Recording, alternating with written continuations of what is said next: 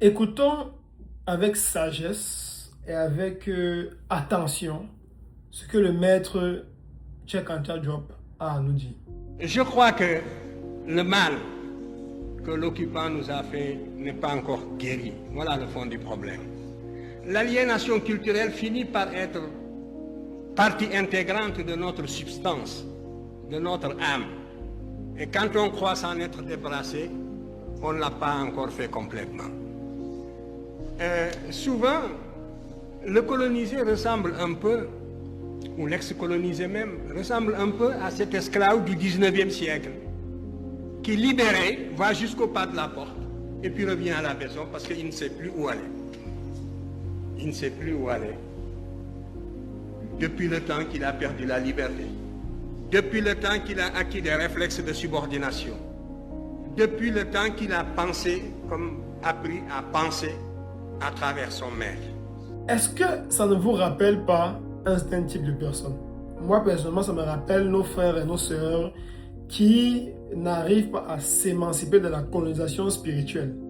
Parce que même quand vous arrivez à les convaincre, voilà, même si au fond, on ne convainc personne, chacun se convainc lui-même. Donc même lorsqu'ils arrivent à se convaincre, même si c'est à travers d'autres personnes, que voilà, cette affaire de religion, de christianisme et d'islam, il y a des gros manquements et que cela certainement fait plus de mal à l'Afrique que de bien, malgré qu'ils voient ça, ils n'arrivent pas à s'émanciper. Pourquoi? Parce qu'ils ont peur du vide. Quand ils vont sortir, ils n'ont plus de fondation. Parce que il faut comprendre que la spiritualité est souvent un peu comme la fondation des êtres humains lorsqu'ils sont perdus, lorsqu'ils sont malades, lorsqu'ils sont tristes, lorsqu'ils recherchent par exemple une réponse à des questions complexes de leur vie. Ils se retrouvent souvent dans la religion. Et lorsqu'ils laissent le christianisme, ils laissent l'islam et qu'ils se retrouvent dans un désert, même si on parle d'un fondement kamite, mais ils ne comprennent pas encore totalement les fondements. Et d'habitude, ils ne veulent pas apprendre, ils ne sont pas patients peut-être d'apprendre.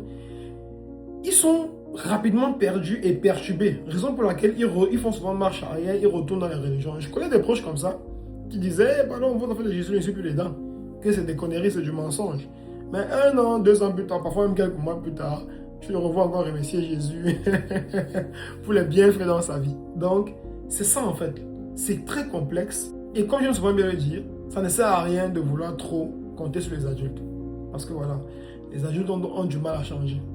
Les enfants dans la prochaine génération, c'est vraiment sur celle-là que la vraie bataille ne doit pas être perdue. Merci d'avoir écouté, j'espère que vous avez aimé la vidéo. Vous mettez un like, vous mettez un commentaire pour dire ce que vous en pensez.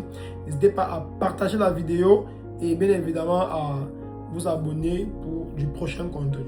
Merci.